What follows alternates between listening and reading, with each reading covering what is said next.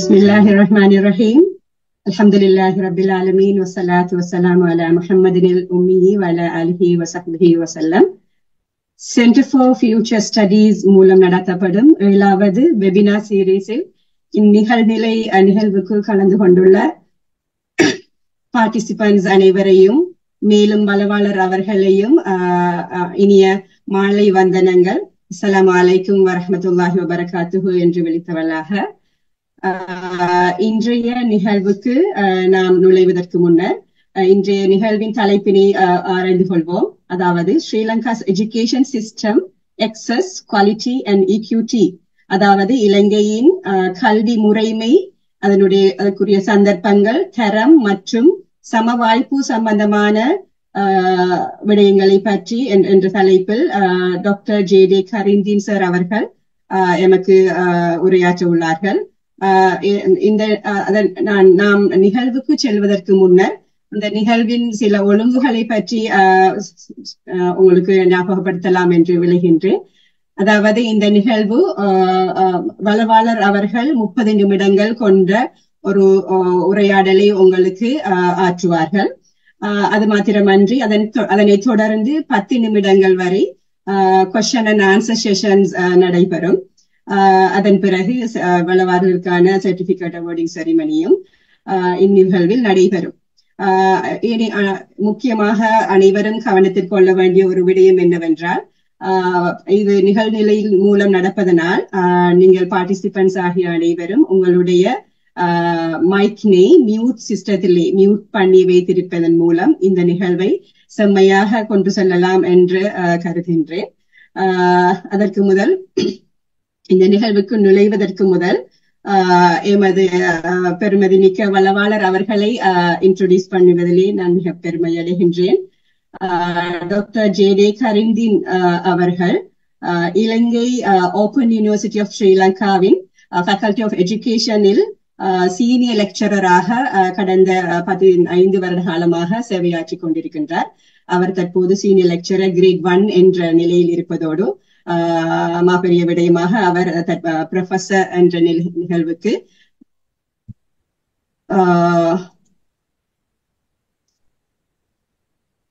Sir அவர்கள் ப்ரொஃபசருக்கு apply பண்ணியிருப்பதையும் இந்நிகழ்விலே நான் மிகவும் சந்தோஷத்தோடு அறிமுகப்படுத்துகின்றேன். அது மாத்திரமல்லாமல் சார் டாக்டர் கரீந்தீன் அவர்கள் இலங்கை பல்கலைக்கழக வரலாற்றிலே 15 வருட கால அனுபவம் உள்ளவர்களாக, அதாவது கற்பித்தல் துறைகளில் அனுபவம் வாய்ந்தவர்களாக காணப்படுகின்றார். மேலும் இவர் உயர்கல்வி மற்றும் ஆசிரியர் பயிற்சியில் சிறந்த ஒரு அனுபவம் உள்ள ஒரு வளவாளராக காணப்படுகின்றார். அவர் தனது முதுமாணி பட்டத்தை முதலில் தனது பிஇடி பேச்சுலர் ஆஃப் எஜுகேஷன் என்பதனை இலங்கை கொலம்பு பல்கலைக்கழகத்திலும், அதே போன்று எம்இடி பட்டத்தினை அதே பல்கலைக்கழகத்திலும், தனது பிஹெச்டி கற்கையினை சோசியாலஜி ஆஃப் எஜுகேஷன் என்ற துறையிலே மலேசியாவின் நேஷனல் யூனிவர்சிட்டி ஆஃப் மலேசியா என்று சொல்லுகின்ற பிரபல்யமான பல்கலைக்கழகத்திலே தனது பிஹெச்டி கற்கை நெறியினை பூர்த்தி செய்தார்கள். அது மாத்திரமின்றி அவர்கள் பல்வேறுபட்ட ஆய்வுத்துறைகளிலே அனுபவம் வாய்ந்தவர்களாக காணப்படுகின்றார்கள்.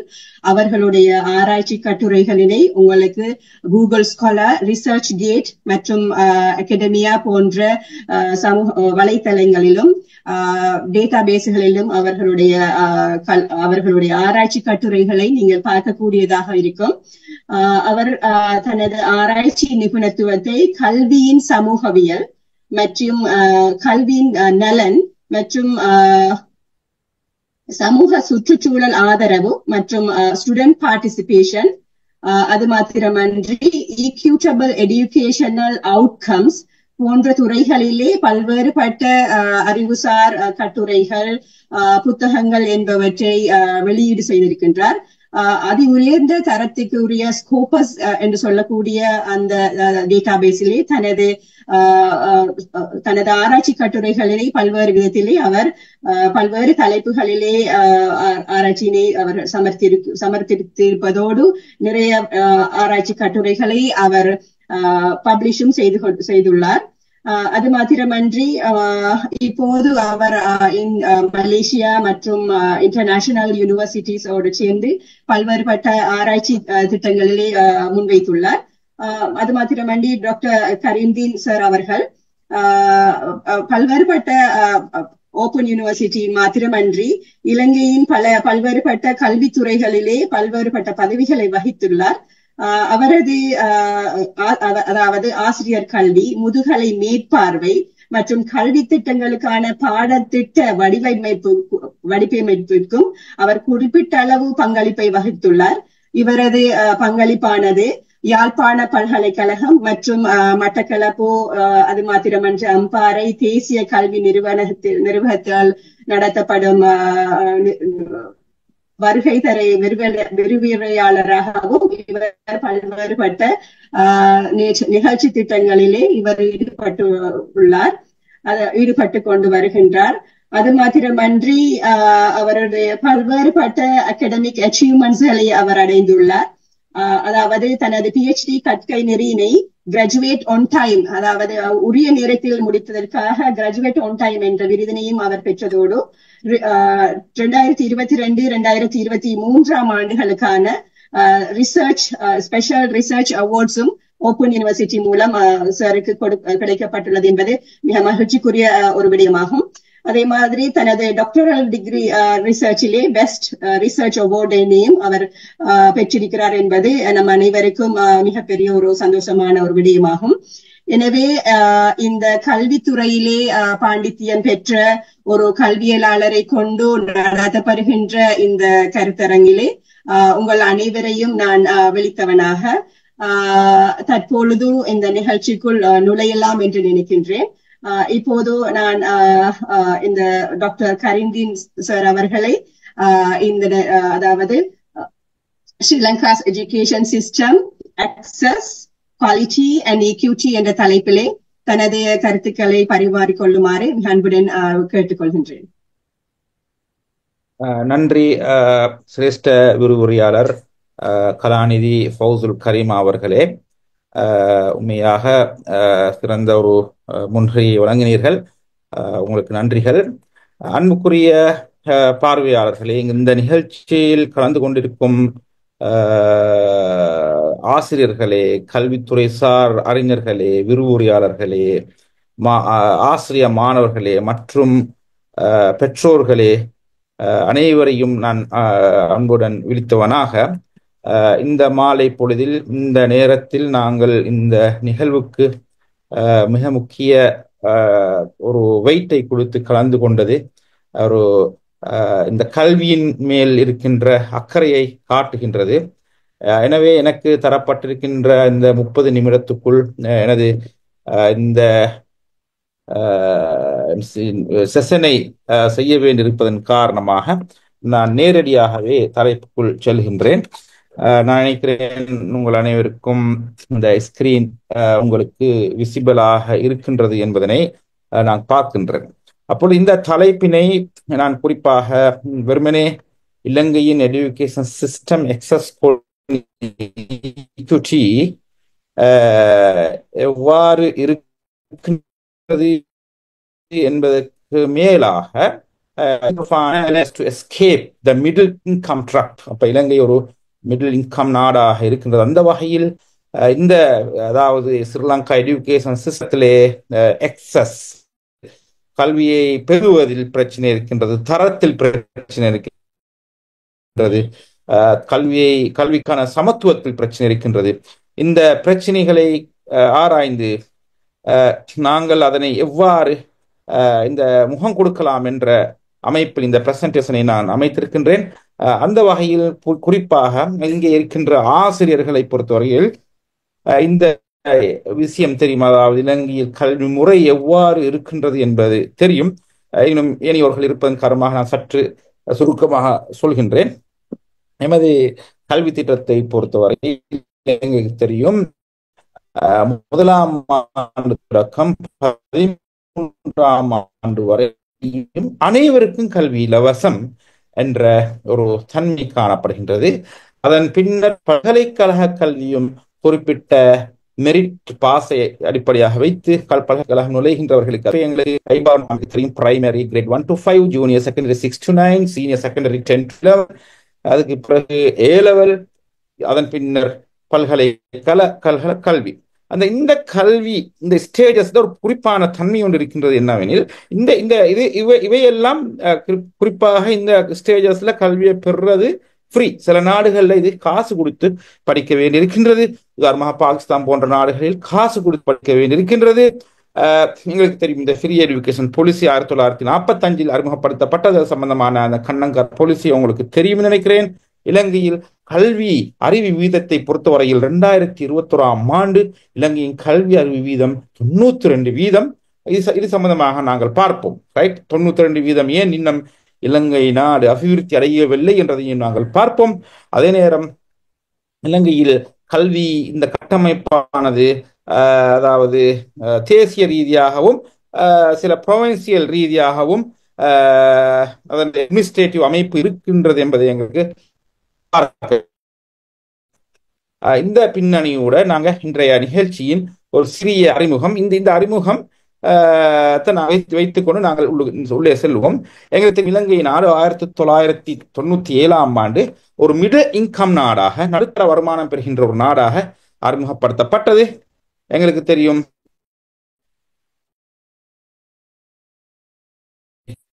இந்த அபிவிருத்தி அடைந்து வருகின்ற நாடுகள் எதிர்நோக்கின்ற கல்வி பிரச்சனைகளை இலங்கை பொதுவாக எதிர்நோக்குகின்றது. எங்களுக்கு சிறந்த ஒரு வளர்ச்சி அடைந்த நாடாக செல்வதற்கு, சிறந்த கல்வி அமைப்பை கொண்ட ஒரு நாடாக மாறுவதற்கு இன்னும் 40 வருடங்கள் செல்லும் என்று ஆய்வுகள் குறிப்பிடுகின்றது.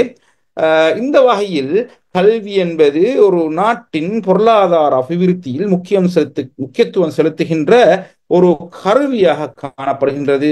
அது ஹியூமன் கேபிட்டலாக இருக்கலாம், ஒரு நாட்டின் அபிவிருத்தியாக இருக்கலாம், நாட்டு மக்களின் தேர்ச்சிகளாக இருக்கலாம்.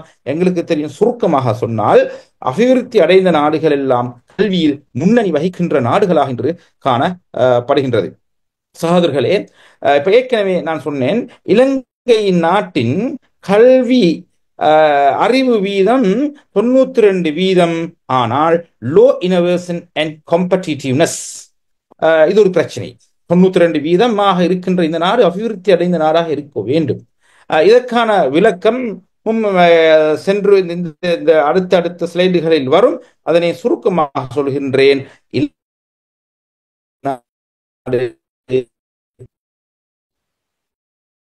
எழுத்தறிவு வீதம் என்பது எழுத வாசிக்க தெரிந்ததை மாத்திரம் வைத்து கணிக்கின்றவர்களுக்கு தெரியும். அந்த அறிவு என்பதனை நாங்கள் உயர் அறிகைசார் ஆற்றல், பால் அறிகைசார் ஆற்றல், higher order cognitive skills, lower order cognitive skills என்று எங்களுக்கு பிரிக்கலாம். இந்த கணிப்பீடு லோவர் ஆர்டர் காக்னிட்டிவ் ஸ்கில்ஸ், அதாவது தாழ்மட்ட அறிகைசார் ஆற்றலை தான் கொண்டிருக்கிறாங்க. ஆனால் அறிவு ஆற்றலை கொண்டிருக்கிறாங்க, அறிவை கொண்டிருக்கிறார்கள், இதை வாசிக்க தெரிந்தவர்கள். ஆனால் அறிவு ஆற்றல் உள்ளவர்களாக எமது நாட்டின் மக்கள் இல்லை. அதாவது இன்னோவேட்டிவாக புத்துருவாக்கத்துடன் சிந்திக்கக்கூடிய, கிரிட்டிக்கலா திங்க் பண்ணக்கூடிய, காம்ப்ரிஹென்ஸாக தின்மக்கூடிய ஒரு புதிய கண்டுபிடிப்பை ஈடுபட அவ்வாறான திறன் உள்ளவர்களை இந்த நாடு, இந்த கல்வி திட்டம் உருவாக்க தவறிவிட்டது. ஆனால் எழுத வாசிக்க தெரிந்தவர்கள் இருக்கிறார்கள்.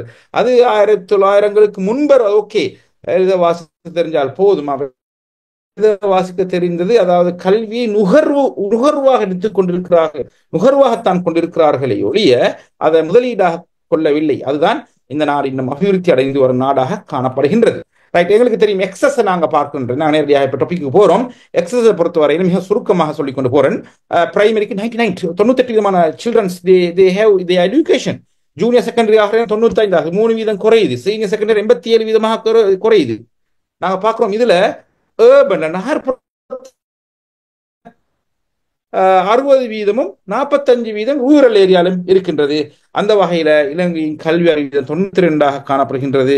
அதிலேயும் லேடிஸ் கல்வி அறிவு வீதம் 94, ஜென்ஸ் 90%. இதுல ஒரு ஜெண்டர் பிரச்சனை இருக்கின்றது. லிட்ரஸி ரேட்ல. ஆனா இந்த லிட்ரஸி ரேட் என்பது நான் ஏற்கனவே சொன்னது போல எழுத வாசிக்க தெரிந்ததை மாத்திரம் வைத்துத்தான் கண்டுபிடிக்கின்றது. ஏனைய இனோவேட்டிவ் திங்கிங் அப்படியான விடயங்கள் கருத்தில் கொள்ளப்படவில்லை. ரைட். அப்ப இன்றைக்கு நாங்க அடுத்தது மிக முக்கியமாக நாங்க பார்ப்போம் ஹையர் எஜுகேஷன். இன்னைக்கு அதாவது இந்த இதுல பாருங்க நீங்க, அதாவது 87% வரையும் சீனியர் செகண்டரி, ஆனால் ஏலெவல் வந்து நின்று 60%. ஆனால் பல்கலைக்கழக கல்வியை எடுத்து பார்க்கும் நேரம் அது மிகவும் குறைவாக காணப்படுகின்றது. வெறுமனே 19% தான் பல்கலைக்கழகத்தில் மாணவர்கள் கற்கிறார்கள். ஏன் கற்கிறார்கள்? அன்புக்குரிய நேர்களே, இந்த இடத்தில் நாங்கள் மிக முக்கியமாக விளங்கிக் கொள்ள வேண்டிய விடயம் என்னவெனில், ஒரு ஒரு ஒரு மாணவன் குறிப்பிட்ட ஸ்ட்ரீம்ல, அது சயின்ஸ், மேக்ஸ், ஆர்ட்ஸ் எதாக இருந்தாலும் 3 சித்திகளை பெற்றால் அவர் பல்கலைக்கழகத்துக்கு தகுதியானவர். ஆனால் அனைவருக்கும் பல்கலைக்கழகம் செல்வதற்கான வாய்ப்பு இல்லை. அது மாணவர்களின் தவறு அல்ல, மாணவர்கள் பாதிக்கப்படுகிறார்கள். அது இந்த நாடு அந்த சித்தி அடைகின்ற மாணவர்கள் அனைவருக்கும் பல்கலைக்கழக வாய்ப்பை கொடுக்க முடியாமல் இருக்கின்றது. அதுக்கான பிரச்சனை வளப்பற்றாக்குறை. வெறுமனே அரச பாடசாலைகள் 15 அல்லது 16 தான் இருக்கின்றது. எனவேதான் அங்கு மெரிட் பேஸ்ல பல்கலைக்கழகத்துக்கு மாணவர்களை தெரிவு செய்கிறார்கள். இது ஒரு மிக முக்கியமான இஷ்யூவாக காணப்படுகிறது. 3 years அவர் ஓகே, அவர் பல்கலைக்கழக கல்வியை தொடரலாம், அதுக்கான காம்படன்சி அவருக்கு இருக்குது என்றுதான் பொருள். அடுத்த விஷயம் என்று சொன்னால், இலங்கை கல்வி திட்டத்தில் இன்னும் ஒரு மிக முக்கியமான இஷ்யூ, யூனிவர்சிட்டி ஸ்டூடெண்ட்ஸ்ல 100க்கு 14% மட்டுமே சயின்ஸ், டெக்னாலஜி, இன்ஜினியரிங், மேத்தமெட்டிக்ஸ்ல 14% தான் இருக்கிறாங்க. ஏன் இந்த STEM தேவை? ஏன் சயின்ஸ், டெக்னாலஜி, இன்ஜினியரிங், மேனேஜ்மெண்ட் ஏன் தேவை? இப்ப நாங்க ஏற்கனவே பார்த்தோம், எழுத வாசிக்க தெரிந்தவர்கள் 92% மீக்கிறாங்க. ஆனால் இன்னோவேட்டிவாக திங்க் பண்ணக்கூடிய, ஒரு புதிய இனோவேஷனை கண்டுபிடிக்கக்கூடிய, கிரிட்டிக்கலா திங்க் பண்ணக்கூடிய, நாட்டின் அபிவிருத்திக்கு நேரடியாக பங்களிப்பு செய்யக்கூடிய, ஒரு நாட்டின் உற்பத்தி திறனை கூட்டுவதற்கு என்று இன்னும் ஒரு வகையில் உலக சந்தையில், இதை நாங்கள் இன்னும் சற்று விரிவாக பிறகு பார்ப்போம், ஒரு தொழில் வாய்ப்பை தருகின்ற ஒரு இடமாக இந்த சயின்ஸ், டெக்னாலஜி, இன்ஜினியரிங், மேத்தமெட்டிக்ஸ் காணப்படுகின்றது. ஆனால் இலங்கை பல்கலைக்கழகங்களிலே வெறுமனே 14% மாணாக்கள் தான் இந்த துறைகள் இருக்கிறார்கள். சவுத் கொரியாவில் இந்த STEMல 48%, மலேசியால 43%, அதே நேரம் இந்தியால 39%, தாய்லாந்துல 31%. ரைட். எனவேதான் பல்கலைக்கழகத்தில் மட்டுமல்ல, இன்று ஏலெவல்ல சயின்ஸ் மிக முக்கியமான ஒரு சப்ஜெக்ட். எங்களுக்கு தெரியும், சயின்டிஸ்ட், பிசிக்கல் சயின்ஸ், அப்படியான பல, மெடிசின் மாத்திரம் அல்ல, இன்னும் பல வகையான சயின்ஸோட தொடர்பான பல வகையான ஃபேக்கல்டிஸ், டிபார்ட்மெண்ட், துறைகள் காணப்படுகின்றன. இன்றைக்கு செகண்டரி ஸ்கூல், அதாவது பாடசாலை கல்வியில கூட எல்லா பாடசாலைகளும் சயின்ஸ் எஜுகேஷன் இல்ல. இலங்கையில் வெறுமனே 36% பாடசாலைகள் மாத்திரம்தான் ஏலெவல்ல, உயர்கல்வியில சயின்ஸை, விஞ்ஞானத்தை வழங்குகின்ற பாடசாலைகளாக காணப்படுகின்றது. அதே நேரம் இன்னும் ஒரு பிரச்சனை இருக்கின்றது. அந்த பிரச்சனை தான் டெக்னாலஜிக்கல் வொகேஷனல் எஜுகேஷன் செக்டர். அதாவது எங்களுக்கு தெரியும், இதை நாங்கள் NVQல பார்ப்போம். சில டெக்னாலஜிக்கல் இன்ஸ்டிடியூஷன் ஒவ்வொரு பிரதேசங்களிலும் இன்று காணப்படுகின்றது. கிட்டத்தட்ட 1290 இன்ஸ்டிடியூஷன் காணப்படுகின்றது. ஆனாலும் இந்த டெக்னாலஜி எஜுகேஷன் இலங்கையில பல்வேறுபட்ட டெக்னாலஜிக்கல் இன்ஸ்டிடியூஷன் இருந்தாலும் புவர் கோஆர்டினேஷன் எமங் ப்ரொவைடர்ஸ், அவங்களுக்கு இடையில ஒரு கோஆர்டினேஷன் மிகவும் போதாம காணப்படுகின்றது. அடுத்ததாக limited integration with economic development goals. ஒரு நாட்டின், நாங்கள் ஏற்கனவே சொன்னோம், ஒரு நாட்டின் அபிவிருத்தி, அதாவது பொருளாதார அபிவிருத்தியில் கல்வி தாக்கம் செலுத்துகின்றது. கல்வியிலும் குறிப்பாக தொழில்நுட்ப கல்வி தாக்கம் செலுத்துகின்றது.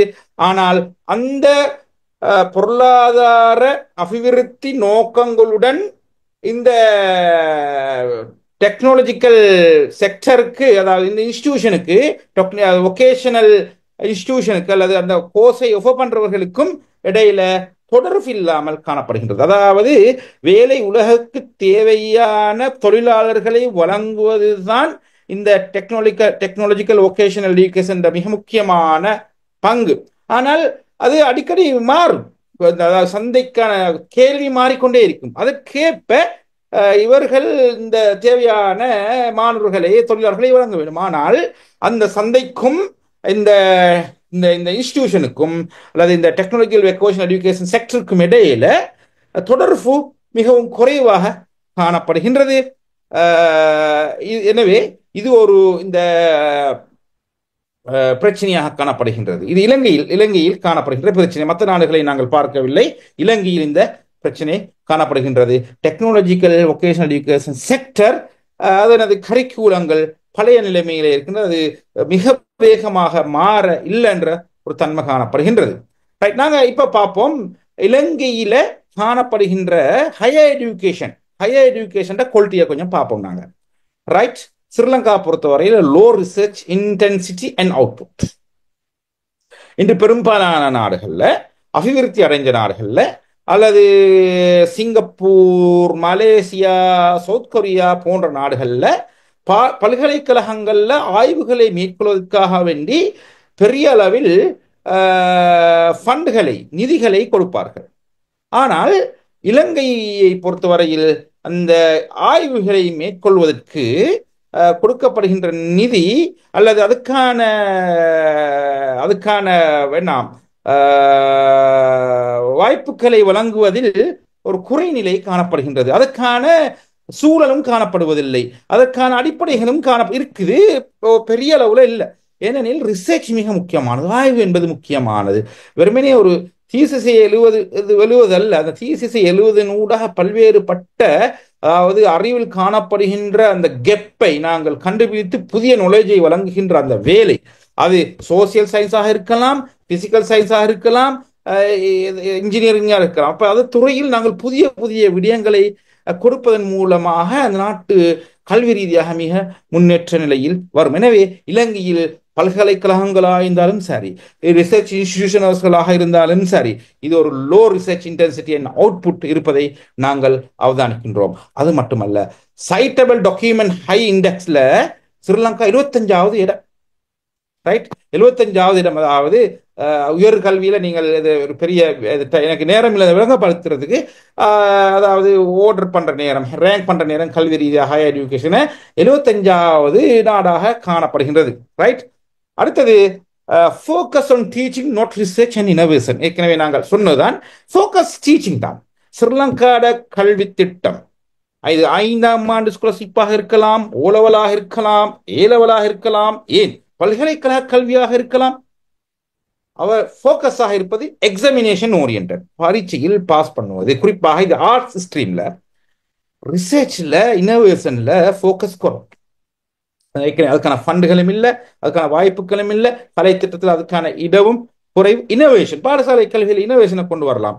வெறுமனே தியரிகளையும் பாட உள்ளடக்கத்தையும் வாசித்து எக்ஸாம் எழுதுகின்ற ஒரு தன்மை தான் காணப்படுகின்றது. இந்த அரசாங்கம் அதுக்கான மாற்றீடுகளை கொண்டு வருவதற்கு திட்டங்களை வகுத்து கொண்டிருக்கின்றது என்ற உண்மையும் இருக்கின்றது. அதே நேரம் லிமிடெட் இண்டஸ்ட்ரி கொலபரேஷன், ஏற்கனவே நாங்கள் சொன்னோம். அதாவது டெக்னாலஜிக்கல் வொகேஷனல் எஜுகேஷன் செக்டருக்கும் இண்டஸ்ட்ரிக்கும் தொடர்பு இருப்பது போலவே பல்கலைக்கழகங்களுக்கும் இந்த இண்டஸ்ட்ரியல், அதாவது இண்டஸ்ட்ரிக்கும் இடையில ஒரு கொலபரேஷன் இருக்க வேண்டும். பல்கலைக்கழகமும் அந்த இண்டஸ்ட்ரி எதை எதிர்பார்க்குது, எந்த வகையான தொழிலாளர்களை எதிர்பார்க்கின்றதோ அவ்வகையான ஊழியர்களை வழங்குகின்ற கலை திட்டத்தை கொண்டிருக்கணும். எங்களுக்கு தெரியும், சிங்கப்பூர், மலேசியா போன்ற நாடுகளில் அங்க ரிசர்ச் கிராண்டுகள் இருக்கும். அந்த ரிசர்ச் கிராண்ட், அது மாஸ்டர் டிகிரியாக இருக்கலாம், பிஹெச்டி இருக்கலாம். அந்த ரிசர்ச் கிராண்டுகளை சில கம்பெனிகள் கொடுக்கும். குறிப்பிட்ட ஏரியாவில் ரிசர்ச் செய்து தாருங்கள் சொல்லி. அப்படியான ஒரு தன்மை இலங்கையில் காணப்படுவதில்லை என்பதனை நாங்கள் அவதானிக்கின்றோம். எனவே தான் இலங்கையை சேர்ந்தவர்கள் பலர் ரிசர்ச் கிராண்டுகளை எடுத்துக்கொண்டும் வெளிநாட்டு பல்கலைக்கழகங்களில் கற்பதை நாங்கள் பார்க்கின்றோம். இது ஒரு குறைபாடு. ஏனெனில் இந்த ரிசர்ச் கிராண்டுகள், அதாவது கொலபரேஷன் இருந்தால், அதாவது அவர்களும் ஃபண்ட் வழங்குவார்கள். இவர்களும் பல்கலைக்கழகமும் அவர்களுக்கு தேவையான ஊழியர்களை வழங்குவார்கள். அதற்கு தேவையான கோர்ஸ்களை டிசைன் பண்ணுவார்கள். புத்தாக்க சிந்தனையுள்ள இந்த நாட்டுக்கு பொருத்தமான இந்த நேரத்துக்கு பொருத்தமான தொழிலாளர்களை உருவாக்குகின்ற வேலையை செய்வார்கள். ரைட். நாங்க இப்ப திரும்ப நாங்க வாரோம். ஜென்ரல் எஜுகேஷனை நாங்கள் சற்று நோக்கி சொல்வோம். எங்களுக்கு தெரியும் ஜென்ரல் எஜுகேஷன் எடுத்து பார்த்தால் ஜென்ரல் என்றால் நாங்கள் எங்க ஓ லெவல் வரையும் நாங்கள் சொல்லுவோமே. ரைட். உங்களுக்கு தெரியுமா இலங்கையில பொதுவாக ரைட், அதாவது 32% மாணவர்கள் ஓ லெவல்ல மெக்ஸ் பாடத்துல ஃபெயில். 32%. சரி, 68%, 70% பாஸ் வைப்போமே. அப்படி பாஸ் பார்த்தாலும் இந்த தொகையை இந்த 32% நாங்க தொகையா பார்க்கிற நேரம் கிட்டத்தட்ட 1,80,000க்கும் இடைப்பட்ட மாணவர்கள் ஒவ்வொரு வருடமும் கணித பாடத்தில் ஃபெயில் ஆகின்றார்கள், அசித்தி அடைகின்றார்கள். அவர்கள் சித்தி அடைவதில்லை. அதே கிட்டத்தட்ட 30-32% இடையில தான் ஆங்கில பாடத்திலும் கிட்டத்தட்ட 80,000 பிள்ளைகள் ஒவ்வொரு வருடமும் அவர்கள் ஃபெயில் ஆகின்றார்கள். இது ஒரு மிகப்பெரிய பிரச்சனை. அப்போ 1,00,000 பேர் கிட்டத்தட்ட 80,000 பிள்ளைகளோட வாழ்க்கையின் அவர்களுக்கு ஏலவலுக்கும் செல்ல முடியாது. அவர்கள் சின்ன சின்ன ஊதியங்கள், கூலி தொழில் அப்படித்தான் செய்கின்ற நிலைமைக்கு போகின்றது.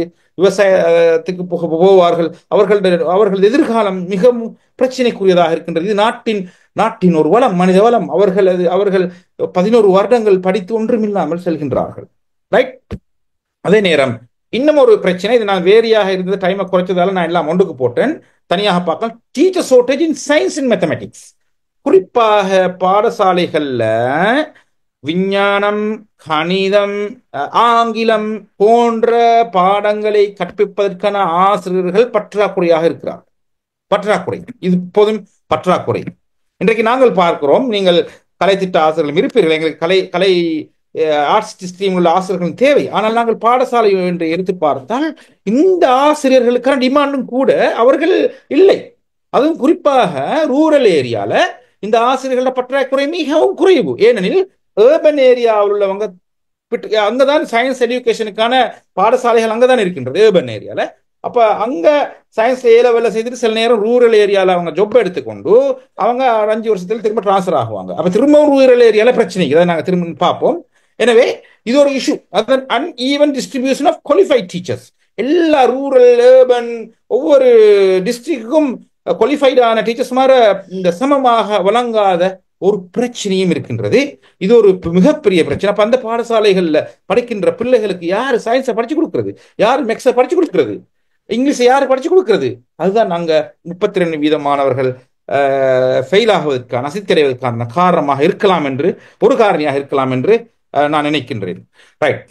அடுத்தது நாங்க ஏற்கனவே பார்த்தோம் எக்ஸஸ். இப்ப நாங்க குவாலிட்டியா பார்க்கிறோம். டிவிஇடி, அதாவது டெக்னாலஜிக்கல் வொகேஷனல் எஜுகேஷன் குவாலிட்டியை பொறுத்த வரையில அவங்களோட குவாலிட்டி அசூரன்ஸ் மிகவும் வீக். ஸ்ரீலங்கால குவாலிட்டி அசூரன்ஸ் அதோட தரம்னு நீங்கள் நினைத்துக் கொள்ளலாம். அதோட தரம் மிகவும் குறைவு. பல வகையான அன்ரெஜிஸ்டர்ட் பிரைவேட் இன்ஸ்டிடியூஷன், பல இன்ஸ்டிடியூஷன் இருக்கின்றது. அவங்க ரெஜிஸ்டர் ஆகல. அவங்களோட கலை திட்டம் அந்த மினிஸ்ட்ரியால, அந்த தெரியும் டெக்னாலஜி வொகேஷனல் எஜுகேஷன் சொல்லி ஒரு மினிஸ்ட்ரி ஒன்று இருக்குது. அதுல அவங்களோட கலை திட்டம் எப்ரூவ் ஆகல. அவங்க நினைத்த மாதிரி சிலபஸை வைத்துக் கொண்டு வழங்குகிறார்கள். அது ஒரு பிரச்சனை. Shortage of industry train staff. அவங்களோட இந்த தொழில்நுட்ப கல்லூரிகள்ல போதுமான தரமான தேர்ச்சியுள்ள ஆசிரியர்கள், ஸ்டாஃப் இல்லாத ஒரு பிரச்சனை காணப்படுகின்றது. அதே நேரம் லிமிடெட் எம்ப்ளாயர் இன்வால்வ்மெண்ட் அங்கே இருக்கின்றது. அதே நேரம் poor alignment with labour market needs. ஏற்கனவே நான் குறிப்பிட்டது போல லேபர் மார்க்கெட், உலக தொழிலாளர் தேவைக்கேற்ப, தொழிலாளர் சந்தைக்கு ஏற்ப இவங்க தரமான ஊழியர்களை வழங்கல. ஏனெனில் அந்த கரிக்குலம் அப்டேட் பண்ணப்படல என்ற ஒரு காரணி காணப்படுகின்றது. எனக்கு 5 நிமிடங்கள் இருக்கின்ற நேரம் ஒரு சின்ன ஒரு அலர்ட் ஒன்று தந்தா நல்லம். Right, okay.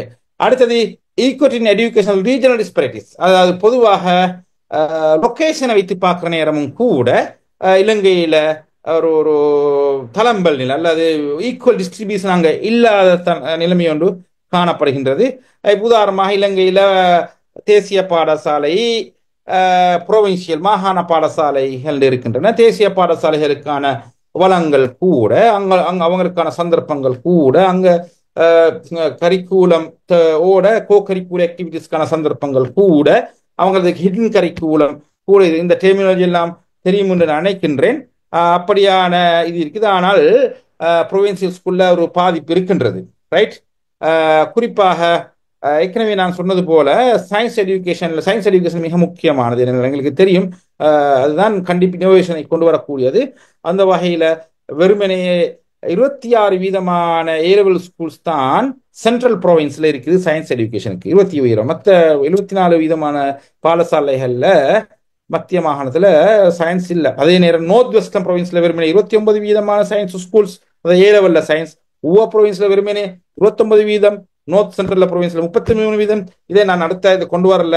இதை மேல் மாகாணம் அப்படியான இடங்களை பார்க்குறேன் கூடுதலாக இருக்கின்றது என்பதை எங்களுக்கு அறியலாம். ரைட். அடுத்தது மிக முக்கியமானது equity in education skill mismatch. இன்னைக்கு இலங்கையில மிக முக்கியமான பிரச்சனை என்னன்னு சொன்னா, ஜாப் ஆப்பர்ச்சுனிட்டிஸுக்கு தேவையான திறங்களுள்ள ஊழியர்களை அல்லது கிராஜுவேட்ஸை உருவாக்கல. ஏனெனில் எஜுகேஷனுக்கும் இலங்கையில் இருக்கின்ற பொதுவாக எஜுகேஷனுக்கும் தொழிலுக்கும் இடையில ஒரு டிஸ்கனெக்ட் இருக்குது. அப்ப இளைஞர்கள் என்ன செய்யணும்? சும்மா வெறுமனே ஒரு குறிப்பிட்ட துறையில் மாத்திரம் பட்டதாரிகளை உருவாக்குவதை விட்டுவிட்டு இந்த காலத்துக்கு எவ்வகையான தொழிலாளர்கள் தேவை என்று பல்கலைக்கழகங்கள், நிறுவனங்கள் ஒரு ஆய்வினை மேற்கொண்டு அதன்படி அந்த தேவையான தொழிலாளர்களை வழங்க வேண்டும். இப்ப எங்களுக்கு தெரியும் ஆர்ட்ஸ் துறையை பொறுத்தவரையில அதுல கிட்டத்தட்ட 57% தொழில் இல்லை.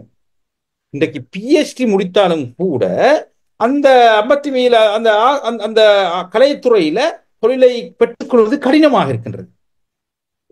ஆர்ட்ஸ்ல பிஏக்கும் தொழில் இல்லை, இருந்தாலும் அன்எம்ப்ளாய்மெண்ட். எம்ஏ பிஹெச்டி சென்றாலும் அங்கே இந்த துறைகள்ல தொழிலை வழங்குவதில், தொழிலை பெற்றுக்கொள்வதில் பிரச்சனை இருக்கின்றது இலங்கையில். ரைட். பெர்ஃபார்மிங் ஆர்ட்ஸ்ல 57, ஆர்ட்ஸ்ல 50 அன்எம்ப்ளாய்மெண்ட், மேனேஜ்மெண்ட்ல 27%. அதே நேரம் அங்க எம்ப்ளாய்மெண்ட்டுக்கான ஆப்பர்ச்சுனிட்டிஸ் காணப்படுகின்றது. எஸ்டிஎம், சயின்ஸ், டெக்னாலஜி, இன்ஜினியரிங், மேத்தமெட்டிக்ஸ்ல பரவலாக அங்கே ஒரு டிமாண்ட் இருக்கின்றது. உதாரணமாக நீங்கள் பாருங்கள், ஐடிக்கு தேவை 21,216 பேர் தேவை எப்பவுமே. சரியா? கெப்ப பார்க்குற நேரம், சப்ளை கெப்ப பார்க்குற நேரம் டிமாண்ட் வந்து 21,216, ஆனால் சப்ளை 12,307. போதாமிக்கு ஐடி துறைக்கே ஆள் போதா. இங்க அன்எம்ப்ளாய்மெண்ட் கிட்டத்தட்ட 10,000 பேர் போதது ஐடிக்கு. ரைட். அப்ப எஜுகேஷன்ல ஒரு பெரிய எங்கட பிள்ளைகள எதிர்காலம், இந்த நாட்டின் அபிவிருத்தி மட்டுமல்ல, இந்த நாட்டிட எதிர்காலம், பிள்ளைகளின் எதிர்காலம். அப்ப நாங்களும் சற்று யோசிக்க வேண்டியிருக்கின்றோம். எங்க பேரண்ட்ஸும் இருப்பார்கள். எங்களது பிள்ளைகளை அவர்களது திறன், அவரது இன்ட்ரெஸ்டையும் பார்க்க வேண்டியிருக்கின்றோம். அதே நேரம் இந்த ஆப்பர்ச்சுனிட்டிஸையும் நாங்கள் பார்க்க வேண்டியிருக்கின்றோம். ரைட். அதாவது தொழில் இல்லாத துறைகளில் நாங்கள் பிஹெச்டி வரையில் சென்றாலும் ஒரு பிரச்சனை இருக்கின்றது. ரைட். இங்கே ஐடியில் சென்றால் அங்கே இன்னும் இருக்கின்றது, ஜாப் மார்க்கெட்ல இடமிக்குது. ரைட். சரி. நாங்கள் மிக முக்கியமான விஷயம் ஈக்விட்டி இன் எஜுகேஷன். இந்த பிசிக்கலாக, அதாவது பிசிக்கல் பிரச்சனை, அதாவது இடங்களை கொள்வனவு செய்வதில், பில்டிங்களை கொள்வனவு செய்வதில் அதுக்கான ஃபண்டுகள் இல்லை, lack of alternative financing model இல்லை. அது பெரியஸ் ஃபார் டிஸ்அட்வான்டேஜ் ஸ்டூடெண்ட்ஸ். இன்றைக்கு எங்களுக்கு தெரியும், ஒரு நாட்டில் பவர்ட்டி லைன்ல வாழ்கின்ற பிள்ளைகளுக்கு கல்வியை பெறுவதில் பெரிய பிரச்சனை இருக்கின்றது. அது ஒரு பிரச்சனை. அது மட்டுமல்ல, அன்எடுகேட்டட் பேரண்ட்ஸ் பிள்ளைகள், அவங்களுக்கும் பிரச்சனை இருக்கு. ரூரல் ஏரியாவில் உள்ள பிள்ளைகளுக்கு டேலண்டான பிள்ளையா இருக்கலாம், ஆனால் சயின்ஸ்ல போகக்கூடிய, சயின்ஸ் அதாவது விஞ்ஞானத்தில் ஒரு பட்டதாரி ஆகுவதற்கு ஆளுக்கு இன்ட்ரெஸ்ட் இருக்கும், திறமை இருக்கும், ஆனால் அவர்கள் பவர்ச்சி அதனை பிளாக் பண்ணுவதாக இருக்கும். நாங்கள் இன்னும் ஒரு எங்களது இலங்கை நாட்டு மக்களின் ஒரு மென்டாலிட்டி இருக்கின்றது. சயின்ஸ் என்றால் மெடிக்கல் மட்டும், அது மெடிக்கல் மட்டும் நாங்கள் பார்க்கக்கூடாது.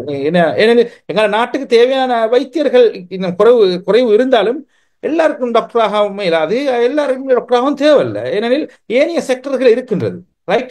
அந்த அந்த மைண்ட் செட்டில் இருந்து நாங்கள் வெளியே வர இருக்கின்றோம். டாக்டர் தான் ஒரு மதிப்பு, அது அப்படி அல்ல. ரைட்.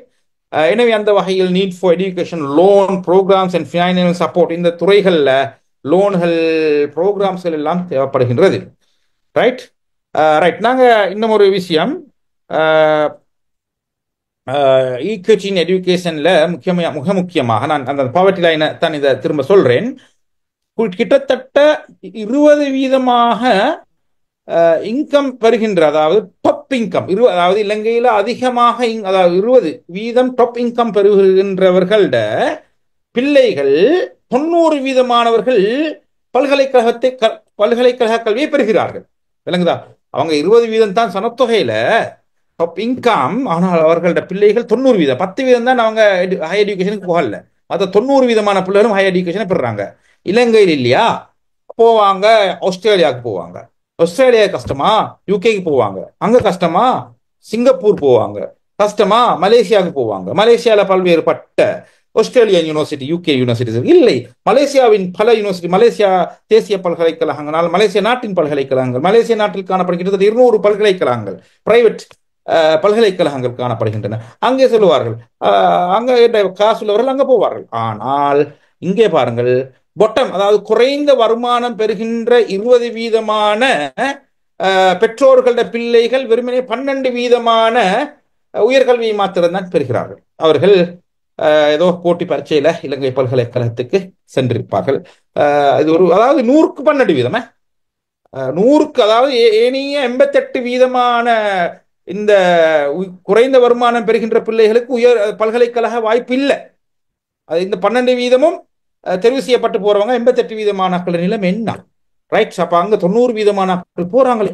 அப்ப இலங்கையில என்ன பொறுத்தவரையில் கட்டாயம் தனியார் பல்கலைக்கழகங்கள் வர வேண்டும். ஏனெனில் இவங்களுக்கு ஒரு சந்தர்ப்பமாக இருக்கும். ரைட். குறைந்த வருமானம் பெறுகின்றவர்கள் வெளிநாட்டுக்கு செல்லாமல் இலங்கையில் சரி காசு கட்டி படிப்பார்கள் இல்லையா? ரைட். ஓகே. அடுத்தது இன்னும் ஒரு பிரச்சனை இருக்கின்றது. குறிப்பாக தமிழ் முஸ்லிம் ஸ்டூடெண்ட்ஸை பொறுத்தவரையில அவர்கள் சிங்கள ஸ்டூடெண்ட்ஸ்களை ஒப்பிட்ட நேரம் அவர்களுக்கான டேஷரி, அதாவது உயர்கல்விக்கான பல்கலைக்கழக கல்விக்கான வாய்ப்பு குறைவாக காணப்படுகின்றது. இது சென்சஸ் ரிப்போர்ட்ல வந்த ஒரு விஷயம். ஏனெனில் நாங்கள் தமிழ் முஸ்லிம் பாடசாலைகளை நாங்கள் எம்பவர் பண்ண வேண்டியிருக்கின்றோம். ரைட். ஓகே. அடுத்த நான் இப்போ ப்ரொபோஸ் ரிஃபார்ம்ஸ் கொஞ்சம் சொல்லி கொண்டு போறேன் நினைக்கிறேன். எனக்கு இன்னும் எவ்வளவு நேரம் இருக்குதோ தெரியாது. இன்னும் எவ்வளவு நேரம் இருக்குது ஷேக் doctor Azad? Right. Okay. 5 minutes. 5 minutes. Right. Okay. அப்ப ப்ரொபோஸ் ஃபினிஷ் ஆகிட்டு இன்னும் ஒரு 10 ஒரு 5 மினிட்ஸோட வைண்ட் அப் பண்ண நாம क्वेश्चन அண்ட் ஆன்சர் செஷன்ல நீங்க உங்களுடைய கருத்துக்களை சொல்லலாம் சார். இன்ஷாஅல்லாஹ். ஓகே. ப்ரொபோஸ் ரிஃபார்ம்ஸ் பொறுத்தவரையில இன்டகிரேட்டட் பாலிசி ரிஃபார்ம்ஸை கொண்டு வரலாம். அதில் குறிப்பாக சென்ட்ரல் மானிட்டரிங் ரிசோர்ஸ் அலோகேஷன், நாங்க ப்ரொவின்சியல் நேஷனல்ன்றதை விட எல்லா பாடசாலைக்கும் ஒரு பொதுவான ஒரு நடைமுறையை கொண்டு வரலாம். பப்ளிக் பிரைவேட் பார்ட்னர்ஷிப், பிரைவேட் யூனிவர்சிட்டிகள் வரலாம், அவங்களுக்கும் இவங்களுக்கும் இடையில தொடர்புகள் இருக்கு. அதே நேரம் இந்த யூனிவர்சிட்டிஸுக்கும் இண்டஸ்ட்ரிக்கும் இடையில தொடர்பை ஏற்படுத்தலாம். ஜாப் மார்க்கெட்டுக்கும் யூனிவர்சிட்டிக்கும் தொடர்பு இருக்க வேண்டும். ரைட். அதே நேரம் நாங்கள் பாட்டி லைனில் உள்ள பிள்ளைகள் 88% மாணவர்களுக்கு உயர்கல்வி இல்லை. எனவே அவர்களுக்கான எஜுகேஷன் லோன்களை வழங்கலாம். அந்த எது மாதிரியான கல்வி, தொழிலாளர் கல்வியை கொடுத்து அவங்க கட்டையெல்லாம் போகும். எனவே தொழில் வாய்ப்புள்ள கல்விக்கான லோன்களை கொடுத்து அவர் தொழிலை பெற்றதன் பின்னர் அதன் பின்னர் லோன்களை செட்டில் பண்ணுவார். அதே நேரம் partnership with foreign institution and industry, Sri Lankan யூனிவர்சிட்டிஸும் நிறுவனங்களும் வெளிநாட்டு பல்கலைக்கழகங்களோட தொடர்பு கொள்வது போல, அதே நேரம் இண்டஸ்ட்ரியோட இடையே தொடர்பு கொள்ள வேண்டியிருக்கின்றது. அங்க தேவையான எவ்வகையான தொழிலாளர்கள் தேவை, எவ்வகையான திறனுள்ள காம்படன்சி உள்ள தொழிலாளர்கள் தேவை என்ற வகையில் அவர்களுக்கு தேவையான தொழிலாளர்களை அப்போது வழங்கலாம். அதுக்கான கோர்ஸ்களை டெவலப் பண்ணலாம். இவ்வாறான ப்ரப்போசல் இருக்கின்றது. அடுத்தது மிக முக்கியமான இன்னொரு ப்ரப்போசல் எனது proposal science, technology, engineering, mathematics ஃபீல்டில் பெரும்பாலும் எல்லா மாகாணங்களிலும் எல்லா டிஸ்ட்ரிக்ட்லையும் சயின்ஸ் ஸ்ட்ரீம்ஸை மேம்படுத்த வேண்டும். சயின்ஸ், மேக்ஸ், இன்ஜினியரிங்கை நாங்கள் விரிவுபடுத்த வேண்டியிருக்கின்றோம். அதன் நேரம் நாங்கள் விரிவுபடுத்திவிட்டு எல்லா இந்த எஸ்டிஎம் இந்த சயின்ஸ் எஜுகேஷனுக்கு அல்லது டெக்னாலஜி, இன்ஜினியரிங், மேனேஜ்மெண்ட் எல்லாத்துக்கும் சமமான அளவில் ரிசோர்ஸை வழங்க வேண்டும். மேல் மாகாணத்துக்கு மட்டும் கூட, மற்ற மாகாணம் குறை ஒன்று இல்லாமல் எல்லா மாகாணங்களுக்கும், எல்லா ரூரல் ஏர்பன் டிவைட் இல்லாமல் எல்லாத்துக்கும் பொதுவாக வழங்க வேண்டும். குறிப்பாக இந்த உதாரணமாக சொல்லுவோமே, science, technology, engineering, mathematics teachers பற்றாக்குறை இருக்குது. அப்போ இவங்களுக்கு ஒரு இன்சென்டிவ் சார், அவர்களுக்கு மேலதிக கொடுப்பனவு உண்டு அல்லது அவர்களுக்கு தேவையான ஒரு உற்சாக ஒரு கொடுப்பனவுகளை இருக்கலாம். அப்ப ஏனெனில் அவர்களுக்கு வேற துறைகளுக்கும் செல்லலாம் இல்லையா. சயின்ஸ் படிச்ச ஒரு ஆளுக்கு, டெக்னாலஜி படிச்ச ஒரு ஆளுக்கு அவர் குறிப்பிட்ட டிகிரியில டீச்சிங்ல இருக்கலாம். டீச்சிங்ல சேலரி குறவு தானே. இப்ப கூட்டியிருந்தாலும் அவருக்கு அந்த டிகிரியை வச்சு எத்தனையோ லட்சத்துக்கு தொழில் எடுத்துக்கொண்டு போகலாம். அப்ப ஆனா அவரை டீச்சிங் உள்ள வைக்கணுமா? அப்ப ஏன் அவர் டீச்சிங் இருக்கணும். அப்பதான் இந்த டெக்னாலஜிக்கு தேவையான ஸ்டூடெண்ட்ஸ் உருவாக்கலாம் எங்களுக்கு. அப்ப அவருக்கான சில மேலதிக கொடுப்பனவுகளை கொடுக்கலாம். அதே மாதிரி இன்ஜினியரிங், மேத்தமெட்டிக்ஸ் டீச்சர்ஸ்க்கு ஒரு மேலதிக கொடுப்பு வழங்க வேண்டும் என்பது சில ஆய்வுகள்ல, ரிப்போர்ட்கள்ல கருத்து. அதனை நானும் ஏற்றுக்கொள்கின்றேன். ஆர்ட்ஸ் டீச்சர்ஸ் மார்க் போய்க்க தேவையில்லை. இங்க அதுதான் உண்மை. எங்கட பிள்ளைகள் படிக்கிறாங்க தானே.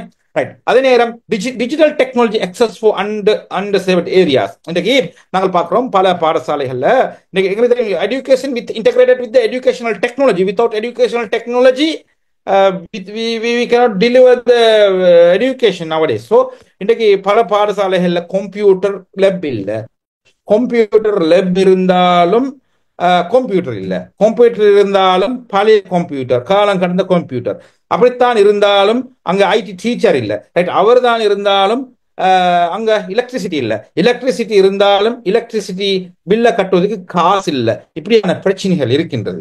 எனவே அந்த நிலைமையில் மாற வேண்டிய ஒரு தேவை ஒன்று இருக்கின்றது. எனவே எல்லா ரூரல் ஏரியா பாடசாலைகளுக்கும் எனக்கு தெரியும் கொழும்பில் இருக்கின்ற பிரபலமான பாடசாலைகள்ல 1ஆம் ஆண்டிலிருந்து எஜுகேஷனல் டெக்னாலஜிக்கான, அதாவது டெக்னாலஜிக்கான வாய்ப்புகள் காணப்படுகின்றன. அவங்க லெப்புக்கு போறாங்க பெரிய பெரிய பாடசாலைகள்ல. ஆனால் ரூரல் ஏரியாவில் உள்ள பாடசாலைகள் மிகவும் பாதிக்கப்படுகின்றார்கள். அதே நேரம் எஸ்டிஎம் எஜுகேஷன் இன்டகிரேஷன், நாங்கள் சயின்ஸையும் பேசுறோம், டெக்னாலஜியும் பேசுறோம், இன்ஜினியரிங் பேசுறோம், மேத்தமெட்டிக்ஸையும் பேசுறோம், ஆர்ட்ஸையும் நாங்கள் மறந்துடக்கூடாது. ஏனெனில் இந்த நாட்டின் கொள்கை வகுப்பாளர்களாக இருக்கலாம், ஆட்சியாளராக இருக்கலாம், அந்த துறையில் வர வேண்டியிருக்கிறார்கள். இப்ப நானும் ஆட்சியில் இருந்து வந்தவரால். அப்ப அந்த வகையில இந்த துறையையும் நாங்கள் கவனத்தில் எடுத்துக்கொண்டுதான் மற்ற துறைகளையும் நாங்கள் பார்க்க வேண்டியிருக்கிறோம். எனவே ஹையர் எஜுகேஷனை பொறுத்தவரையில் எனக்கு என்ன செய்யலாம்? Strengthen foreign institutional partnership. இலங்கை நாடு தனிச்சு போகாம இன்று பல்வேறுபட்ட நாடுகள் பல்வேறு துறைகளில் வளர்ந்திருக்கிறாங்க. ஏனைய வெளிநாட்டு நிறுவனங்களுடன் பார்ட்னர்ஷிப்புகளை ஸ்ட்ரென்த் பண்ணுதல், என்ஹான்ஸ் இண்டஸ்ட்ரி ரிசர்ச் கொலபரேஷன்.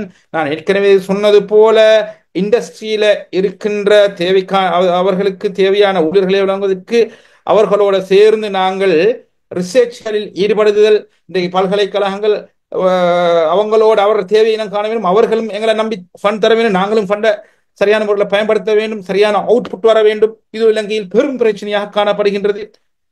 அதே நேரம் இன்டர்டிசிப்ளினரி ப்ரோக்ராம்ஸ் வித் STEM, சரியா, சயின்ஸ், டெக்னாலஜி, இன்ஜினியரிங், மேத்தமெட்டிக்ஸ் போன்ற இந்த துறைகளில் பல்வேறுபட்ட இன்டர்டிசிப்ளினரி ப்ரோக்ராம்களை நாங்கள் நடத்த வேண்டும்.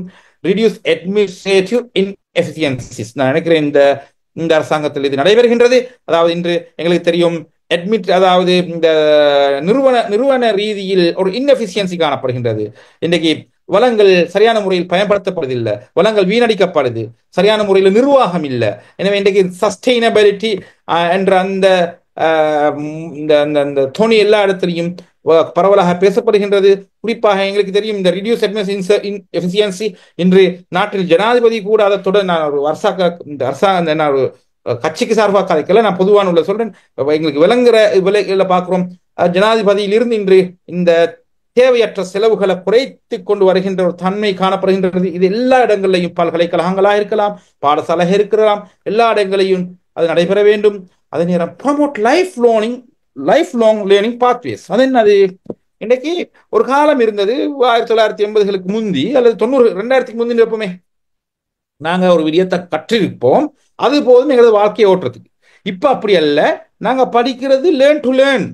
நாங்க ஒரு விடயத்தை படிக்கிறது லேர்ன் டு லேர்ன்.